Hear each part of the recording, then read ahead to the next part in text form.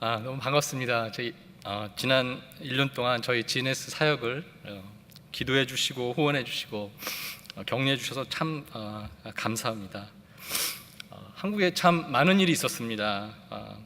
그런데 베델 교우 분들이 안 계셨으면 이 사역이 절대 진행될 수 없었을 거라는 그런 생각이 듭니다. 그렇게 또 인도하신 하나님께 참으로 감사드립니다. GNS 굿뉴스 스프레더스 라는 비영리 단체를 세우고 한국에서 교육적으로 이제 사역을 펼쳤는데요. 그 보고를 좀 간단하게 드리고 말씀을 나누는 시간 갖도록 하겠습니다. 지난 2016년 3월에 GNS가 시작이 되었습니다. 베델 교인이신 김정욱 집사님이 이사장으로 되셨고요. 또 그 이후에 이사회가 구성돼서 활발히 사역이 진행되었고, 처음에는 한 4개의 온라인 프로그램을 시작했습니다.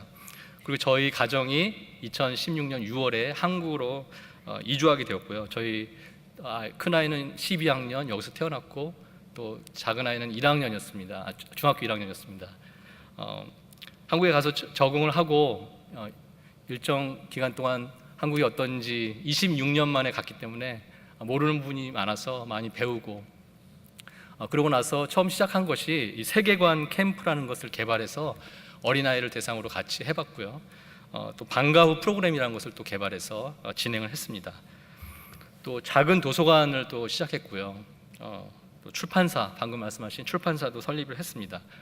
대충 1년 정도 시간 그런 일을 했고, 또 지금 현재는 이런 일을 하고 있습니다. 선교단체 거꾸로 미디어를 설립해서 이 선교연합회에 가입을 하고 활동을 하고 있고요. 또 우리 많이 듣는 이야기잖아요. 제4차 산업혁명 시대를 준비하는 서번트 리더십 교육을 준비하고 있습니다. 그리고 저는 개인적으로 용인에 있는 웨스트민스터 신대원에서 겸임 교수로 섬기고 있습니다. GNS는 이번 가을 학기에 50개 정도의 프로그램을 들고 또 여러분에게 다가설 예정인데요. 이 50개 프로그램을 통해서 우리 주님께서 영광 받으시길 간절히 소원합니다. 그리고 출판을 이제 말씀하신 대로 9월 1일 날 하게 되는데, 예수님의 러브레터, 김한영 목사님의 그 요한계시록 강해를 책으로 읽을 수 있게 만들었는데요. 그냥 단순히 책으로 만든 게 아니라 이 책이 한국 기독교에 좋은 영향력을 미쳐서 요한계시록에 대한 오해가 다 풀리고, 요한계시록은 예수님의 사랑의 편지다라는 것을 많은 사람들이 깨닫기를 간절히 소원합니다. 제가 이 책을 준비하면서 한 20번 이상 읽었던 것 같아요. 곧 수정하고 그래야 되니까. 근데 읽으면서 너무 많이 울었어요. 너무 그 사랑에 감격해서 울고 감격하고 그런 시간을 가졌습니다. 그리고 또 거꾸로 뉴스라는 그 언론을 지금 기도하면서 준비하고 있습니다. 좋은 동역자가 나온다면 같이 사역을 시작하게 될 것입니다. 미래 사역은 이렇습니다. 2018년까지 100개의 프로그램을 준비하려고 합니다. 처음에 제가 100개 프로그램이라는 얘기를 했을 때 많은 분들이 너무 황당하다 이렇게 말씀하셨는데, 벌써 1년 만에 50개가 나왔고요. 내년까지 100개의 프로그램을, 온라인 프로그램을 만들어서 다가설 예정입니다. 또 계속해서 4차 산업혁명 시대에 그 서번트 리더십과 교육을 더 확산할 거고요. 출판도 더 활발하게 진행할 예정입니다. 그리고 또 지금 진행하고 있는 또 사역 중에 하나가 그 아시아 아프리카의 그 신학생이 되고 싶은 분들에게 온라인으로 무료로 그 글로벌 리더십 마스터 프로그램을 지금 준비하고 있습니다. 그리고 또 거꾸로 뉴스가 본격적으로 가동되기를 간절히 기도하고 있습니다. 지금 방금 보신 이 내용처럼 참 많은 일을 했습니다. 1년 동안. 근데 그 자세한 이야기는 저희가 오전 10시에 이 새가족방에서 그 소개가 있거든요. GNS 설명회가 있는데, 궁금하신 분들은 오셔서 같이 나누시면 좋을 것 같습니다. 이렇게 많은 사역을 했으면 또 많은 일이 벌어졌겠죠. 힘든 일도 있었을 거고 또 감사하는 일도 있었을 텐데, 하나님께서 저에게 절대로 놓치지 않게 하는 2가지가 있었습니다. 수많은 일들 중에 절대로 놓지 못하게 했던 뭐였을까요? 말씀과 기도. 말씀과 기도였습니다. 말씀은 이 통독을 열심히 하면서 가까이 했고요. 기도는 저희 GNS 프로그램 중에 5개가 디지털 기도라는 프로그램이 있거든요. 그걸 준비하면서 또 저도 참여자로 참가하면서 기도를 했습니다. 특별히 제가 통독을 할 때 120일 통독 기도를 했는데요, 그것은 저에게 생명줄이었습니다. 그냥 성경 읽는 게 아니라 이것은 나의 생명줄이다. 근데 이 120일 통독을 누구랑 같이 했을까요? 저희 두 아이랑 했습니다. 두 아들. 저기 저 큰아이가 앉아 있는데요,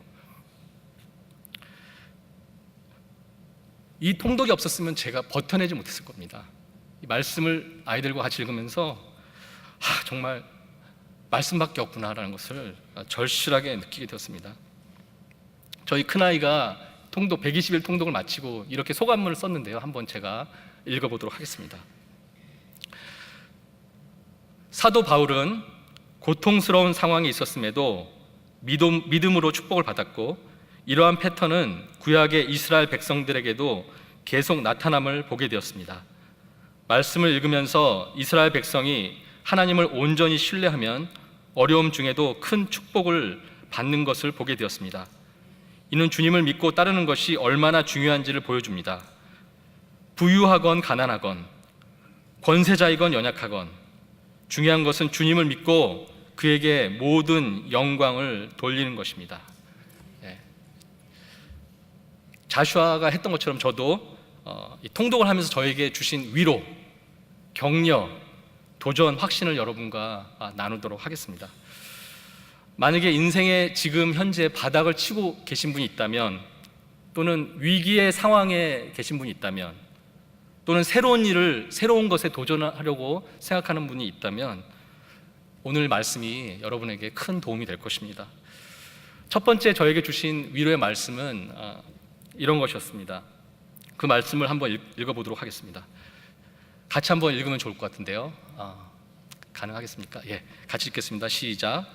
내 자녀에게 부지런히 가르치며 집에 앉았을 때든지 길을 갈 때든지 누워 있을 때든지 일어날 때든지 이 말씀을 강론할 것이며, 너는 또 그것을 내 손목에 매어 기호를 삼으며 내 미간에 붙여 표로 삼고 또 내 집 문설주와 바깥문에 기록할지니라. 아멘. 이 GNS에서 만든 이 모든 프로그램은 이 스마트폰에서 할 수 있도록 그렇게 만들어졌습니다. 스마트폰으로 만들었다는 것은 어디를 가든 말씀 공부를 할 수 있다는 것입니다. 우리는 보통 공부하면은 이렇게 책상에 앉아서 조용한 상황에서 준비해가지고 그런 공부를 생각 많이 하잖아요. 그런데 저는 이 프로그램을 개발하면서 어디에 있든지 무엇을 하든지 반드시 말씀을 묵상해야 된다라는 그러한 관점으로 스마트폰으로 모든 것을 할 수 있게 했습니다. 즉, 길을 걸어가든지 전철을 타고 가든지 버스를 타고 가든지 걷든지 뛰든지 모든 상황 속에서, 화장실에서 소파에 누워서 어둠 속에서도 할 수 있는 것이, 성경 공부를 할 수 있는 것이 무엇인가? 바로 스마트폰을 가지고 공부하는 것이 아닌가라는 생각이 들었습니다. Anytime, anywhere. 저는 이 스마트폰에, 여러분도 그렇겠지만 성경이 있습니다. 그리고 교리 공부하는 앱이 있습니다. 성경 사전이 있고 또 성경 연구하는 그 로고스라는 프로그램도 있습니다. 그러니까 스마트폰만 있으면 어디에 있든지 무엇을 하든지 말씀을 묵상할 수 있습니다. 그런데 반발이 많이 있더라고요. 디지털로 또 스마트폰으로 이렇게 말하면은 그게 무슨 성경 공부가 됩니까? 그럴 때 수많은 부정적인 이야기를 들을 때 오늘 방금 읽었던 이 말씀, 신명기 6장 7절 이하의 말씀을 읽으면서 저에게는 큰 위로와 격려가 되었습니다. 이 디지털로 이렇게 공부를 진행하다 보니까 가장 은혜를 많이 받는 사람은 바로 저였습니다. 방금 보여드렸던 그런 일들을 막 진행하면 너무나 바쁘거든요. 정말 잠자는 시간도 굉장히 부족하고요. 그런데 그럴 때마다 버스를 타고 가면서, 전철을 타고 가면서 보통 사람들은 TV를 보거나 이렇게 웹 설치를 하는데 저는 꺼내가지고 성경 통독을 계속했습니다. 말씀드렸던 것처럼 120일 성경 통독, 또 기도를 계속했습니다. 얼마나 이게 감사한지 그런 생각이 들었는데요. 다시 한번 말씀을 제가 읽어드리면, 내 자녀에게 부지런히 가르치며 집에 앉았을 때든지 길을 갈 때든지 누워 있을 때든지 일어날 때든지 이 말씀을 강론할 것이며 너는 또 그것을 내 손목에 매어 기호를 삼으며 내 미간에 붙여 표로 삼고 또 내 집 문설주와 바깥문에 기록할지니라. 아멘. E.H. 메릴이라는 아주 유명한 이 신명기 주석가가 있는데요, 그분이 이 말씀을 이렇게 해석을 했습니다. 제가 한번 또 읽어보겠습니다. 앉아 있을 때에는 활발하게 활동하지 않을 때를 의미하고 걸을 때는 활동할 때를 의미한다. 이는 인간의 모든 활동을 포함하고 있다. 그리고 밤에 누워 있을 때든지 아침에 일어날 때든지 모든 상황 속에서 말씀을 품음을 이야기한다. 인간의 모든 일과 생활 속에서 하나님의 약속의 말씀과 진리는 우리의 마음 중심에 있어야 함을 의미한다. 진리를 우리 안에 두는 것, 참으로 꼭 필요한 일이라고 생각이 듭니다. 통독을 하던 중에, 말씀을 읽던 중에 또 저에게 주신 위로와 격려, 확신의 말씀을 좀 더 나누도록 하겠습니다. 느헤미야서 9장 12절 말씀인데요, 같이 한번 읽도록 하겠습니다. 시작. 낮에는 구름 기둥으로 인도하시고 밤에는 불 기둥으로 그들이 행할 길을 그들에게 비추셨사오며. 이 말씀을 읽는데 이스라엘 백성을 인도하셨던 것처럼 이 대한민국의 기독교를 인도하셨던 하나님이 생각이 났습니다. 하나님은 대한민국을 불기둥으로, 구름 기둥으로 그렇게 인도하셨는데 우리는 그것을 너무 잘 압니다. 하나님께서 어떻게 대한민국의 기독교를 인도하셨는지, 어떻게 성장시키셨는지. 그런데 지금 한국에 가보니까 대한민국의 기독교는 마치 이스라엘 백성이 하는 것처럼 그렇게 하고 있는 것을 발견하게 되었습니다. 이런 상황이었습니다. 거역하며 주께서 그들 가운데서 행하신 기사를 기억하지 아니하고 목을 굳게 하며 패역하여 스스로 한 우두머리를 세우고 종되었던 땅으로 돌아가고자 하였나이다. 그렇지 않은 분들도 물론 있습니다. 근데 많은 분들이, 기독교인들이 하나님께서 행하신 그 은혜를 잊은 듯이 살고 있습니다. 입술로는 하나님의 은혜를 이야기하고 또 주님께 예배를 드리지만 그 마음판에 그 은혜가 마치 지워진 것처럼 사는 모습을 보게 되었습니다. 많은 믿는 분들이 목이 곧습니다. 그리고 패역한 모습을 보이고 있습니다. 특별히 이것은 사회 안에서 보이게 되는데요, 기독교인과 비기독교인이 사회 안에서 큰 차이가 없습니다. 예수 그리스도의 희생이 사회 안에서 잘 발견되지 않습니다. 그 모습을 보면서 희망이 없구나, 그러한 생각을 하게 되었습니다. 또 그러한 모습이 그들의 모습이 아니라 나의 모습이구나, 나를 볼 때, 그들을 볼 때 참 희망이 없구나 라는 좌절감에 제가 빠지게 되었습니다. 그런데 이 말씀을 읽으면서 또 저에게 힘을 주시는데 이런 말씀을 주셨습니다. 그러나 주께서는 용서하시는 하나님이시라. 은혜로우시며 긍휼히 여기시며 더디 노하시며 인자가 풍부하심으로 그들을 버리지 아니하셨나이다. 그래서 희망이 있습니다. 저를 보면, 사람들을 보면 희망이 없는데 주님께서 용서하시고 계속 끌고 가시기 때문에 희망이 있는 것입니다. 이스라엘 백성을 그렇게 끝까지 끌고 가셨던 것처럼 동아시아 끝에 있는 한국을, 대한민국을 하나님이 그렇게 끌고 가실 것입니다. 대한민국 기독교를 보면 희망이 보이지 않지만 대한민국을 붙잡고 계신 하나님을 보면 희망이 있습니다. 그래도 사람인지라 그런 가운데 있으면 힘이 빠질 때가 있습니다. 이 신생 비영리 단체를 통해서 한국에 들어갔지 않습니까? 그래서 오해도 참 많이 받았습니다. 오해를 받았다는 것은 아주 심하게 말씀하시는 분도 많았고요. 그리고 또 이 무명의 서름, 그런 것도 많이 경험했습니다. 그래서 이런 생각이 들었습니다. 나는 한국에서 죽은 자 같다.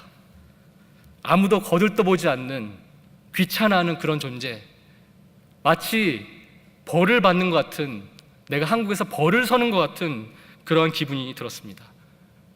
영어로 ignore란 말이 있잖아요. 무시받는다. 그런 경험을 1년 내내 하게 되었습니다. 그런 마음이 들어서 정말 너무나 힘들어서 좌절하고, 이거 어떻게 해야 되지? 이 상황을 어떻게 해야 되지? 라고 고민하고 있을 때 다음 말씀이 저에게 너무나 큰 위로가 되었습니다. 같이 한번 읽어보도록 하겠습니다. 무명한 자 같으나 유명한 자요, 죽은 자 같으나 보라 우리가 살아있고, 징계를 받은 자 같으나 죽임을 당하지 아니하고, 근심하는 자 같으나 항상 기뻐하고, 가난한 자 같으나 많은 사람을 부유하게 하고, 아무것도 없는 자 같으나 모든 것을 가진 자로다. 아멘. 고린도후서 6장 9절에서 10절 말씀입니다.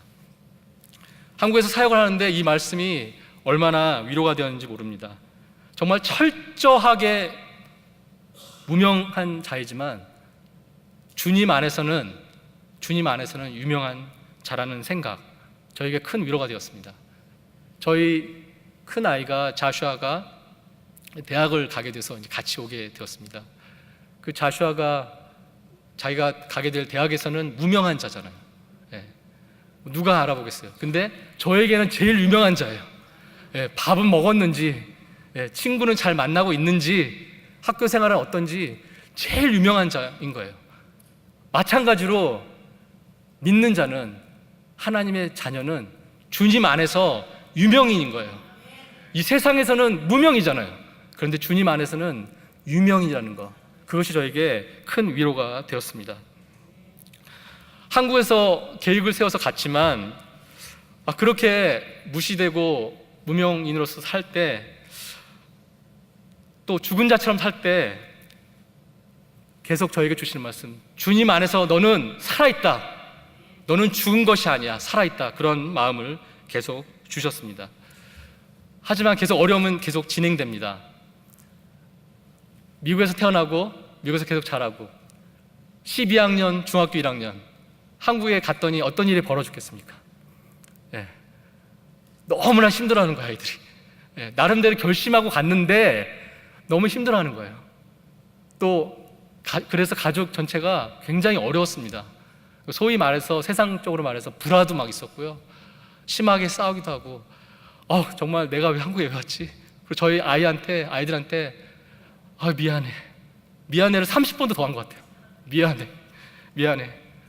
홈스쿨 하면서 대학도 못 갈 것 같은데 너무 미안하다. 근데 감사하게도 대학을 보내주시더라고요, 하나님이. 마치 징계를 받은 것 같았어요. 그런데 주님 안에 있는 나를 발견할 때 나는 축복받은 자임을 다시 한번 발견하게 되었습니다. 근심이 너무 오더라고요. 그런데 그 가운데서 또 주님 안에서는 저에게 기쁨을 주시는 것을 발견하게 되었습니다. 그리고 가진 게 별로 없이 갔거든요. 너무 갓난해서 정말 보험도 없고 병원도 갈 수 없는 상황이었는데, 그 비참한 상황에서 그래도 주님 안에서는 나는 다른 사람에게 유익을 주는 그러한 부요한 자임을 발견하게 되었습니다. 핵심어가 뭡니까? 핵심어는 주님 안에서, 주님 안에서는 가난하지만 부요하고 무시당하지만 유명한 자인 것입니다. 그것을 발견한 것이에요. 근데 그 내용은 저에게만 해당되는 것이 아니라 믿는 모든 분들에게 해당되는 것입니다. 그것이 저에게 너무나 위로가 되고 격려가 되고 확신을 주게 되었습니다. 또 통독을 하면서 저에게 주신 그 위로와 격려와 확신은 다음과 같은 말씀에 나와 있습니다. 같이 한번 읽겠습니다. 시작. 나에게 이르시기를 내 은혜가 내게 족하도다. 이는 내 능력이 약한 데서 온전하여 짐이라 하신지라. 그러므로 도리어 크게 기뻐함으로 나의 여러 약한 것들에 대하여 자랑하리니 이는 그리스도의 능력이 내게 머물게 하려 함이라. 그러므로 내가 그리스도를 위하여 약한 것들과 능력과 궁핍과 박해와 공고를 기뻐하노니 이는 내가 약한 그때에 강함이라. 아멘. 고린도서 12장 9절에서 10절 말씀입니다. 우리는 죄인이고 참으로 연약한 자들입니다. 우리는 이 땅에 살면서 참 연약함을 느낍니다. 경제적으로, 또 건강에서, 관계 면에서, 모든 면에서 연약함을 느낄 때가 많이 있습니다. 그런데 사도 바울은 이렇게 말합니다. 하나님이 예수 그리스도를 통해서 주신 내 은혜가 그것으로 족하다. 왜냐하면 이 땅을, 이 우주를 만드신 창조주에게 너는 유명인이야, 너는 모든 것을 가진 자야, 너는 부유한 자야 라고 말씀하시기 때문입니다. 무명이지만, 뭔가 부족하지만, 약하지만 하나님이 계시기에 우리는 온전할 수 있는 것입니다. 하나님이 계시기에 우리는 유명인이고 다 가진 자이고 족함을 누리는 자인 것입니다. 120일 통독을 하는 내내 이 은혜를 주시는 거예요. 지금 말씀 나눈 것은 아주 일부만 소개해드린 것입니다. 그러니까 제가 통독하면서 막 계속 눈물이 막 나고 그것을 막 기록을 열심히 했습니다. 그 내용 중에 일부를 여러분과 나눴습니다. 지금까지 나눈 이 말씀은 일반 양서에 결코 나올 수 없는 내용입니다. 이러한 놀라운 말씀은 오직 성경에만 나옵니다. 예. 가난한 자가 부유하다, 이게 일반 책에 나오겠습니까? 예. 무시되지만 유명하다, 그런 내용이 일반 책에 나오겠습니까? 오직 성경, 오직 말씀에만 나오는 것입니다. 만약에 누가 저에게 목사님 1년 동안 한국에서 뭐를 배웠습니까? 무엇을 경험했습니까? 무엇을 느꼈습니까? 라고 물어보신다면 저는 아까 그 파워포인트로 보여드린 그런 내용을 말하는 게 아니라 이렇게 말씀을 드리고 싶습니다. 오직 말씀과 기도만이 우리를 회생시킨다. 오직 말씀과 기도만이 우리를 회생시킨다. 저는 그걸 배웠습니다. 한국에서 그걸 배우게 하려고 보내신 것 같다는 생각이 들었습니다. 여러분, 울적할 때 무엇을 하세요? 저 많이 울적했습니다. 네. 일이 잘 안 풀릴 때 무엇을 하세요? 누가 나를 너무 힘들게 할 때 무엇을 하세요? 여러 가지 좋은 게 있죠. 뭐 TV를 볼 수도 있고 영화를 볼 수도 있고 또 친구와 대화를 할 수도 있고 다 좋은 것입니다. 하지만 제일 좋은 것은 말씀과 기도입니다. 울적할 때만 말씀 읽어보세요. 우리 울적하면 말씀 안 읽거든요. 근데 울적할 때 말씀 읽으면 너무나 큰 위로가 있습니다. 아, 나는 아무것도 아니야 라고 생각이 들 때 말씀을 읽어보십시오. 주님이 너는 유명인이야, 너는 나한테 최고야, 너는 모든 걸 가졌어 라고 말씀해 주십니다. 말씀을 읽으시고요, 통독을 하시고요, 큐티를 하시고요, 기도를 하십시오. 그런데 매일 하세요. 주일에만 와서 말씀 읽고 그러지 마시고요, 매일 하셔야지 진정으로 주님의 그 은혜가 나타나는 것입니다. 그렇게 매일 하면, 매일 말씀과 기도를 하면 그 놀라운 하나님의 은혜를 경험하면서 여러분의 하나님의 형상이 조금씩 회복됨을 느끼게 될 것입니다. 이게 제가 무슨 이론으로 말씀드리는 것도 아니고요, 뭐 신학교 나왔으니까 하는 말도 아니고요, 목사니까 하는 말도 아닙니다. 한국에서 정말 바닥을 쳐보니까 최악의 상황으로 제 자신이 들어가 보니까 정말 말씀과 기도밖에 없구나, 말씀과 기도 없으면 아무것도 아니다 라는 생각을 했기에 여러분과 이 내용을 나누는 것입니다. 여러분, 예수 안에서 회생이 분명히 있습니다. 영어로 revival in the Lord. 지금 지쳐 계십니까? 내가 믿는 것 같은데 지금 왜 이러지? 내 삶이 왜 이러지? 라고 생각하십니까? 무시를 받고 있습니까? 누가 나를 너무 괴롭힙니까? 말씀을 읽으시고 기도하시면서 그 회복을, 예수 안에서의 회복을 체험하시길 바랍니다. 제가 그걸 체험했기 때문에 여러분에게 당당히 말씀드릴 수 있습니다. 통독을 꼭 하셔야 됩니다. 기도를 꼭 하셔야 됩니다. 매일매일 하시기 바랍니다. 기도하겠습니다.